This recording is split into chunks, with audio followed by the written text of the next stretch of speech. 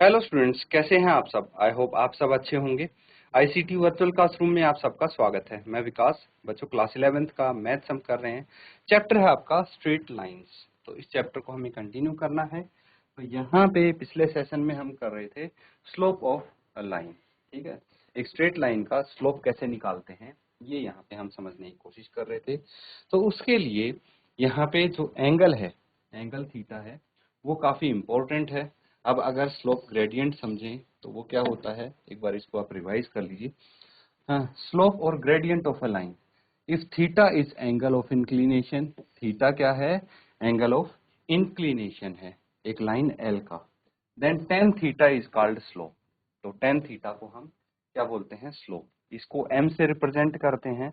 Gradient of line l is denoted by m। किससे represent करते हैं, m से। तो स्लोप क्या हो जाएगा एक लाइन का, m is equal to tan theta. तो m को हम स्लोप बोलते हैं। ठीक है, स्लोप ऑफ लाइन को m से रिप्रेजेंट करते हैं और ये होता है टेंजेंट थीटा के बराबर। यहाँ पे थीटा क्या है, यहाँ पे थीटा है बच्चों जो ये एंगल होता है। ठीक है, समझ में आ रहा है। तो इसी तरह से हम यहाँ पे पता लगा सकते हैं। अब देखिए, slope of a line is the tangent of angle made by the line in anti clockwise direction. Anti clockwise direction में, ठीक है, एंटी क्लॉकवाइज डायरेक्शन में देखिए, जैसे ये हो गया एंटी क्लॉकवाइज डायरेक्शन में जो भी एंगल बनेगा, थीटा बनेगा, वो क्या होगा, स्लोप हो जाएगा लाइन का। For example m tan theta है। यहाँ पे अगर इस फिगर में देखें तो थीटा कितना है, 45 है। तो m is equal to tan, 45 is equal to 1। ठीक है, तो यहाँ पे स्लोप कितना आ गया, 1। जबकि फिगर 2 में अगर हम देखें तो यहाँ पे है 135। टेन 135 कितना होता है, -1 के बराबर होता है। तो ये चीज आपको समझनी है। The slope of x axis is m, ten zero क्या हो जाएगा, जीरो हो जाएगा। तो अगर थीटा आपका जीरो है तो आपका क्या हो जाएगा, ये स्लोप जीरो रहेगा। ठीक है, अगर थीटा 90 है तो नॉट डिफाइंड है ये, तो स्लोप भी नॉट डिफाइंड रहेगा। ठीक है बच्चों, ये चीज आप नोट कर लें।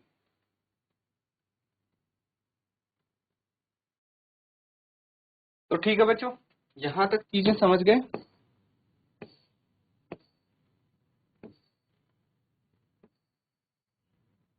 उसके बाद आता है आपका slope of a line joining two points. अगर दो पॉइंट्स को एक लाइन ज्वाइन कर रही है, ठीक है, तो उसका स्लोप हम कैसे निकालेंगे, ये यहाँ पे समझने की कोशिश करेंगे हम।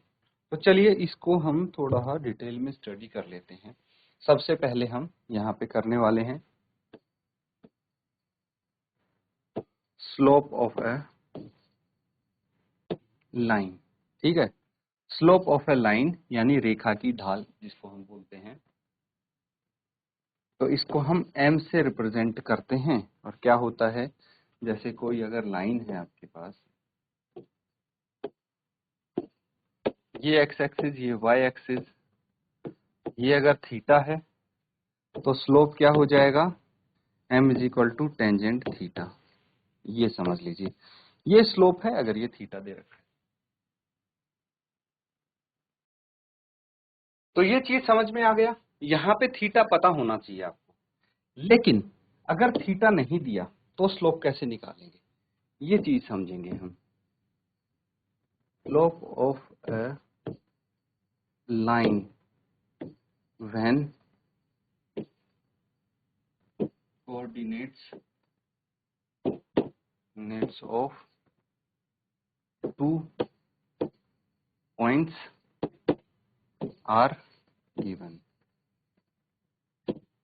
ठीक है, दो पॉइंट्स के अगर कोऑर्डिनेट्स आपको गिवन है तो स्लोप कैसे निकालेंगे, ये चीज समझने की कोशिश करेंगे यहाँ पे।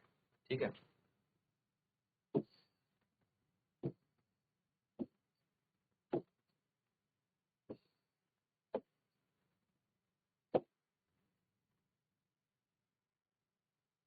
ठीक है, ये लाइन है, ये एंगल थीटा है, एक पॉइंट यहाँ पे है, ठीक है, जिसके कोऑर्डिनेट है x1 और y1। इसको हम पॉइंट P मान लेते हैं। एक पॉइंट यहाँ पे है जिसके कोऑर्डिनेट्स हैं, इसको Q मान लेंगे, x2 y2। ठीक है, इसका स्लोप क्या होगा ये हम यहाँ पता लगाने की कोशिश करेंगे। तो सबसे पहले ये समझिए कि ये जो डिस्टेंस है इनको क्या बोलेंगे। थोड़ा सा ये लाइन हम सीधी ड्रॉ करने की कोशिश करते हैं। ठीक है, अब ये वाला यहां से यहां तक का डिस्टेंस है, ये y1 है, y की डायरेक्शन में चल रहा है ना, तो y1, और ये वाला डिस्टेंस है y2, यहां तक पूरा। इतनी बात समझे कि नहीं समझे ये बताइए मुझे। अब इसी तरह से अगर हम इस डायरेक्शन में चलते हैं और यहां से यहां तक देखें तो ये है आपका x1, है कि नहीं है, और अगर मैं यहां से यहां तक, ये x2 है कि नहीं है, ये बता दीजिए। अब अगर मैं इसको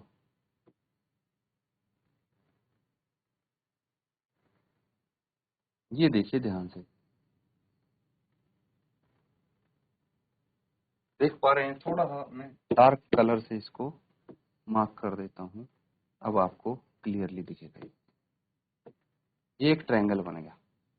क्या बन गया? ट्रायंगल बन गया। राइट एंगल ट्रायंगल दिख रहा है आपको, ये हाइपोटेन्यूज है, ये बेस है, ये परपेंडिकुलर। क्लियर है कि नहीं है? तो ये डायग्राम बनाइए, फिर आगे करते हैं।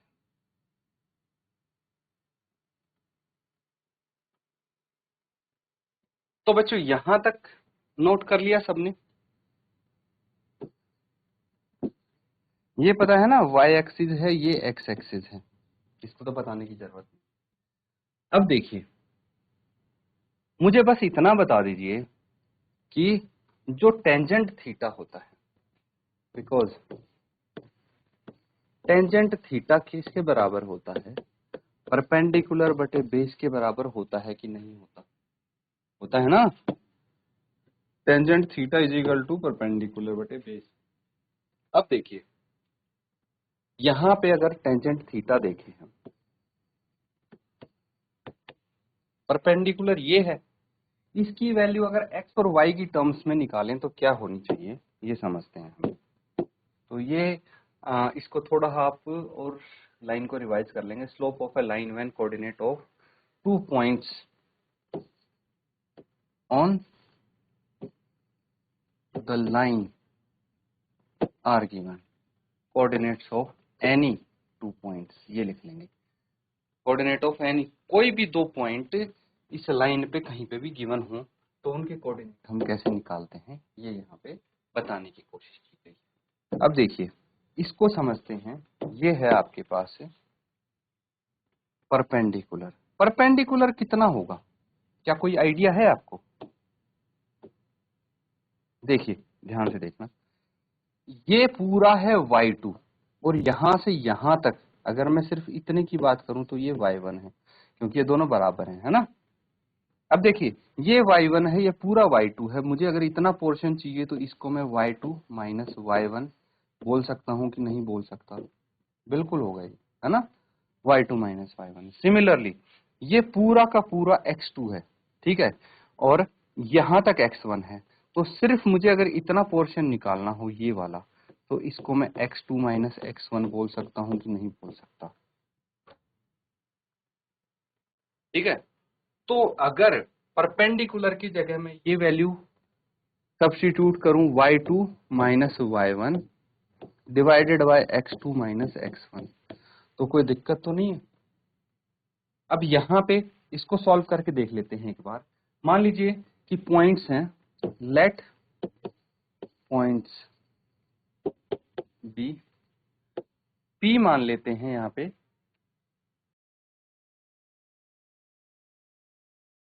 ये हो जाएगा 2 3 एंड क्यू मान लेते हैं 5 6।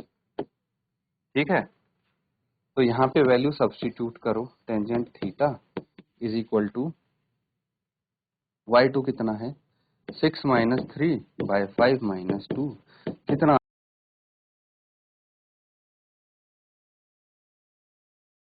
कितना आ गया, 1।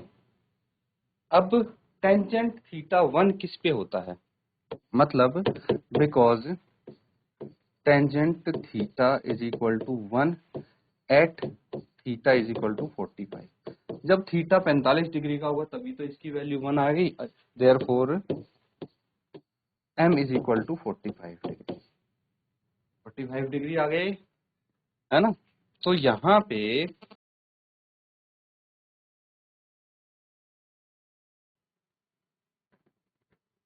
ठीक है, इसको हम हटा देंगे यहाँ से। और ये देखिए, अगर थीटा हमारा 90 डिग्री है, if theta is 90 degree, then there will not be any value of m as tan 90 is not defined। tan 90 तो नॉट डिफाइंड होता है ना, इसीलिए यहाँ पे m की कोई वैल्यू नहीं होगी। और अगर theta, if theta is 0 degree, then m will be 0 because tan 0 is 0। तो ये समझिए कि अगर थीटा 90 डिग्री है तो m की कोई वैल्यू नहीं आएगी, नॉट डिफाइंड होगा, इसलिए स्लोप की वैल्यू नहीं पता लगेगी, नॉट डिफाइंड होगी। लेकिन जब थीटा 0 होगा, थीटा 0 मतलब ये एक्स एक्सिस के पैरेलल होगी लाइन, या एक्स एक्सिस पे होगी, तो स्लोप हमारा 0 हो जाएगा। ठीक है, ये चीज समझिए।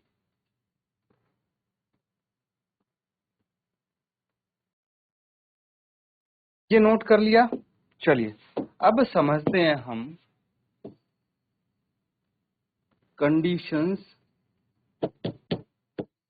For parallelism and perpendicularity, conditions for parallelism and perpendicularity of the two lines।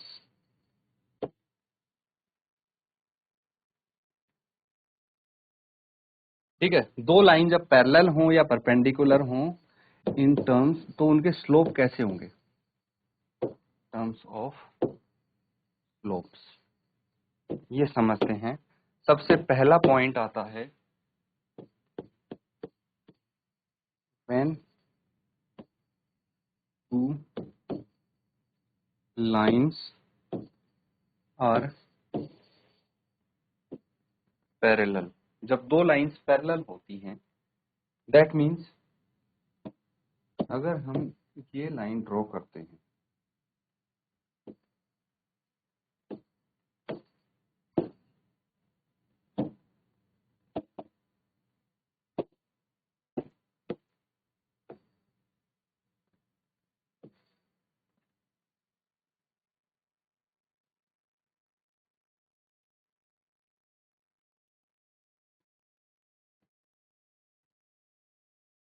ठीक है, लग रही है पैरेलल।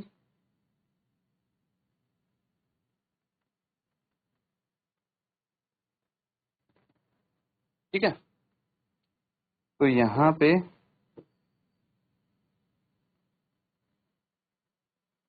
एक का स्लोप अल्फा हो गया, एक का स्लोप बीटा हो गया,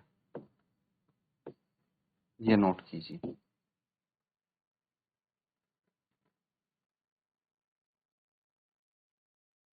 तो अगर ये दो लाइन पैरेलल होंगी ना बच्चों, when two lines are parallel, then theta 1 is equal to theta 2, तो उनके एंगल्स भी बराबर होंगे ना। भाई ये लाइन इसके पैरेलल है तो ये angle with X axis are also equal, तो थीटा 1 थीटा 2 के बराबर आ गया। देयरफॉर जो इनके स्लोप होंगे alpha is equal to beta, that means tangent alpha is equal to tangent beta. ठीक है, इसके स्लोप को m1 मान लेते हैं, इसके स्लोप को m2 मान लेते हैं, तो ये इनके स्लोप बराबर होंगे। Slopes will be equal. ये समझना कि जब दो लाइन एक दूसरे के पैरेलल होंगी तो उन दोनों के स्लोप भी समान होंगे, इक्वल होंगे। यहाँ पे यही आपको बताने की कोशिश की गई है। इसके बाद हम परपेंडिकुलर के समझते हैं। ठीक है, नोट कर लिया सबने। अब ये सेकंड पार्ट आता है when two lines are perpendicular.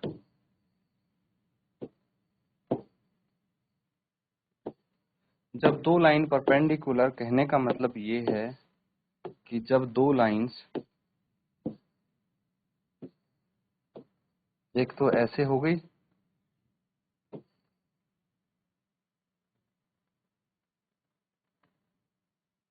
L1 L2 बोल सकते हैं, ठीक है। तो इसका θ1 θ2, ठीक है। इसका स्लोप m1, इसका स्लोप m2 हो जाएगा।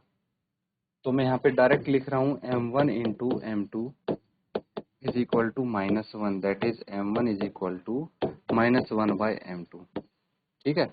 या तो ये दोनों स्लोप का प्रोडक्ट -1 के बराबर होगा, ये आप समझ सकते हैं, नोट कर लीजिए इसको।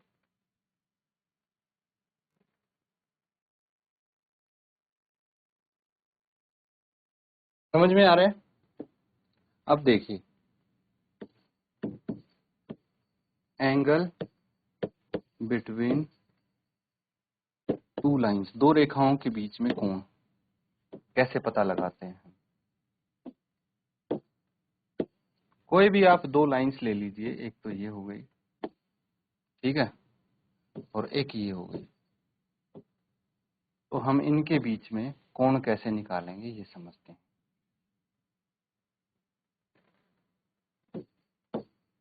Tangent theta is equal to m2 minus m1 divided by 1 plus m1 m2, ठीक है। ये इनका रिलेशन है, where m1 and m2 are slopes of the two lines respectively। Note कर लेंगे इसको।